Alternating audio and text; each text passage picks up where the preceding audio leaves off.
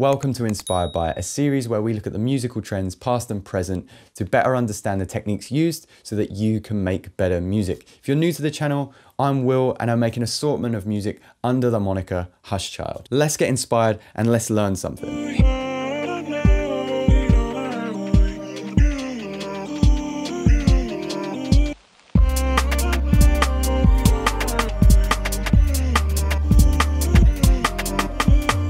So last week I took to Instagram and asked you guys what you wanted to see in a future video. One of my followers asked for a breakdown on a UK garage track, and I thought this was a great video idea because I was already working on a UK garage track as it stands. So I thought with this video what I can do is a track breakdown, why I made the decisions that I did, why they sound the way they do, and then we'll just focus on the arrangement and you guys will get to hear what it sounds like in its finished states. So let's look at how I went about creating this track.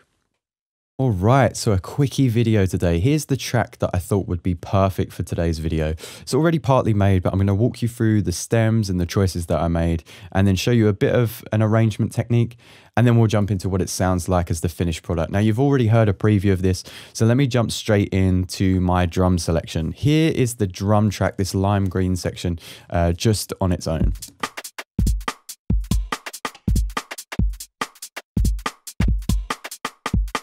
And it has a little fill just at the end here. So it's just that classic garage sound. The hi-hat pattern is very swung, it's heavily sidechained, as is some of the perk layers. They're also panned with just the Ableton reverb on it. We're not using any Valhalla today. So my kick pattern is as follows.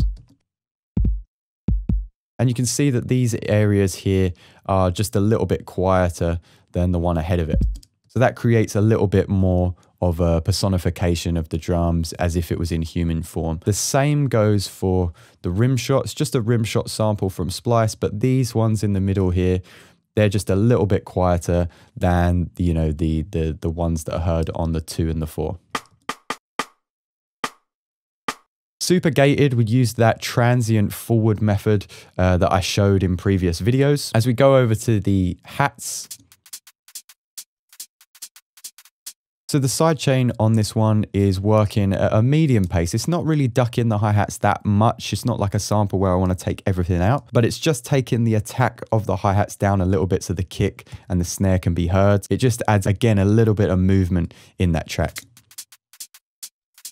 Got the DJ filter on here with the reso up about medium, and that's just so I can bring in the hi-hats at the start of the song. We'll come back to that in the arrangement. And then we've got our perk shots just sitting off to the side, panned left and right on these channels here and in the middle on this channel with some reverb. So again, nothing too serious, but just giving the listener some ear candy as that beat plays through. Aside from that, we just have the occasional drum fill and a shaker thrown in for good measure as well. So once again, the beat as a whole.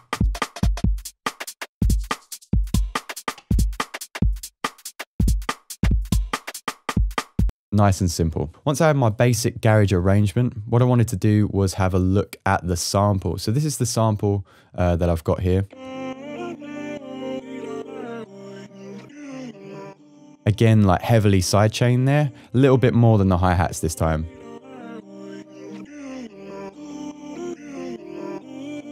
Obviously the vocal's super breathy, and there was this piano layer underneath. So one of the first things that I did was just double up that piano so we could hear it better in some parts of the song. So I've got that piano that I've just re-recorded here.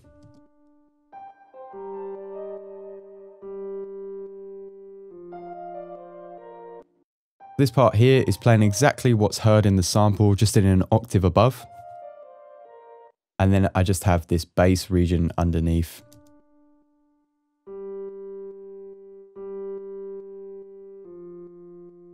Just as a resonant extension of what the bass is doing. So let's come to the 808 bass. Use this super long sample from Splice, I believe, and just added the Waves R bass just to bring it out of laptop and phone speakers. Not doing anything crazy here, but just adding these little octave runs above, just again so it has that UKG sound. Penultimately, we have our reactor plugin running here.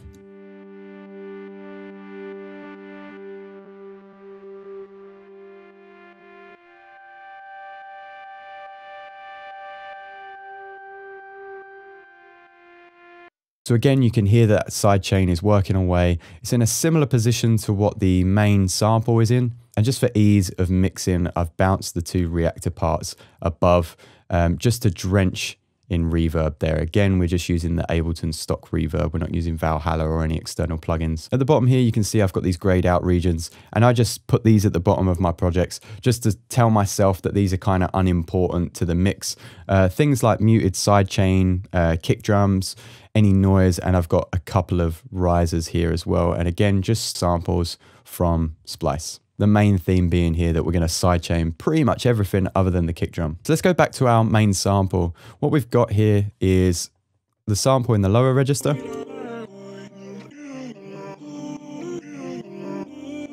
But I've also pitched up the octave as well to give it a slightly different timbre.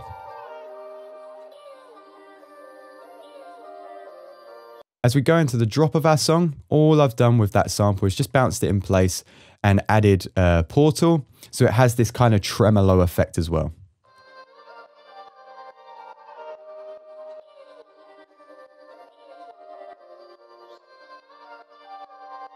So if you haven't used Portal before, it's kind of a granular synthesizer. It will manipulate the audio that you have there. So if I move this as the sample plays,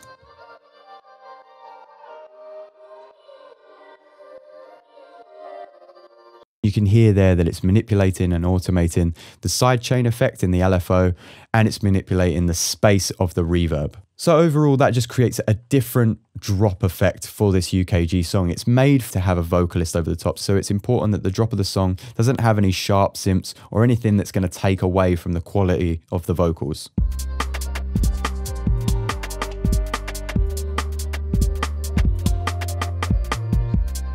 The drums are probably a little bit loud for my taste, but we're going to fix that in the mix. Now, if we talk about arrangement real quick, so for a UK garage song, what we'd normally see in the rave is that there would be this really long, maybe a minute drum introduction, right? So that's really easy to do. With that, we can just get rid of our vocals and have something like this.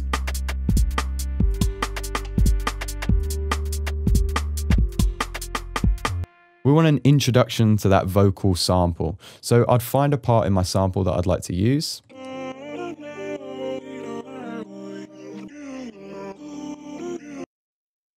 So I really like that bit. It's really rhythmical.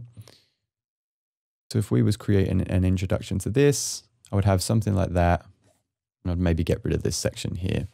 Then all we would do is perhaps with a low pass filter. We're not going to do it today. I'll just do it with the volume. But we would just ramp that up and obviously perhaps increase the reverb or the delay or something. Again, for just the example purposes, I'll just do it with the volume. So I'll start this like 2 bars before and you'll hear what it sounds like.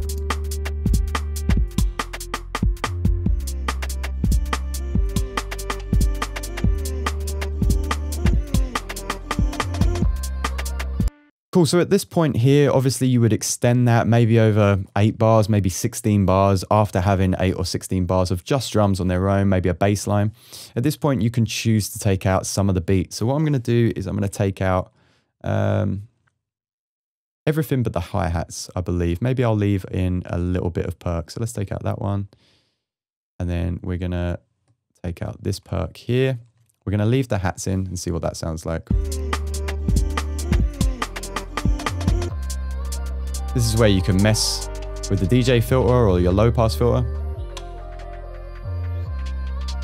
Maybe I'll take the hi-hat out just at the fill here, and then we're into the drop.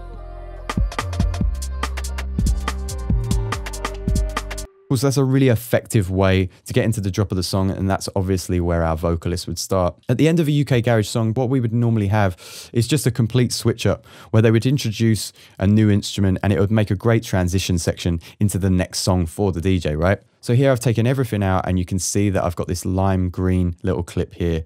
And I'll explain what that does. Just have a listen first.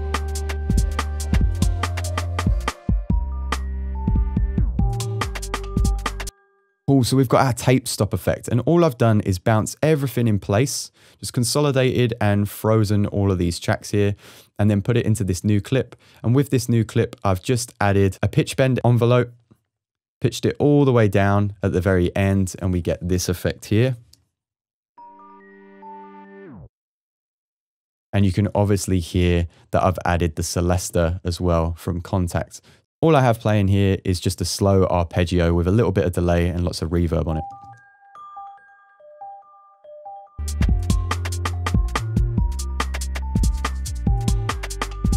And then what that does is just lend a hand into our outro so we can slowly start stripping back parts of the song. So of course this was a really quick video today, guys. I'd already partly made this track, but seeing as one of the Instagram followers had asked about making a UKG track, I figured this would be the perfect example. I'm gonna give it a quick mix and a longer arrangement, and I'm gonna show you guys what it sounds like at the end. If there are any vocalists, rappers, poets that wanna take part in this beat, then it's available at my BeatStars link exclusively and for lease, and I'll leave a link to that in the description below. Let's see what it sounds like. Apologies for the interruption, guys. If you're enjoying this, please do like and subscribe. It really helps me out and I'd love to see this community grow. Back to the video.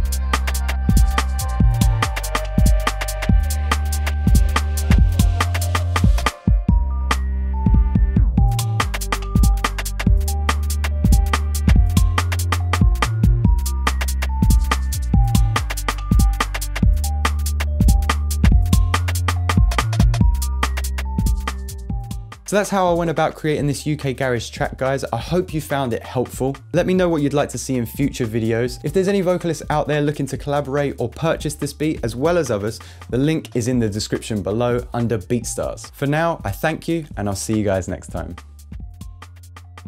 Bonus clip. Last week, I held a beat battle on my Discord, with huge thanks going out to Rebecca Mardle for providing the samples, and honorary mentions going to Adira and Jay Hustle for bringing so much vibes to the battle itself.